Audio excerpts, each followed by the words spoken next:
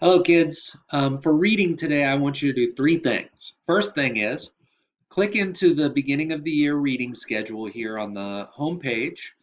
And if you've already read with me, you can skip this step. So I've already read with six of you up to this point.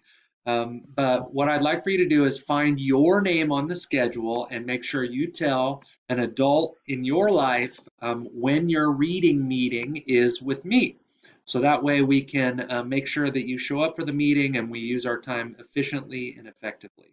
So click in here, find your name and time, and that's the first job that you have in reading today.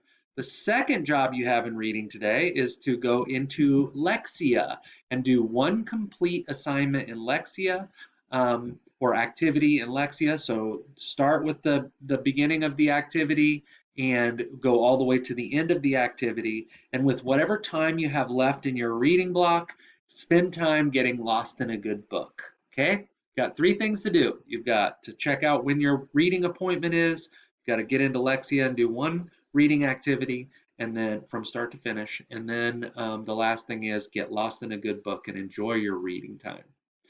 All right, good luck. Have fun, kids.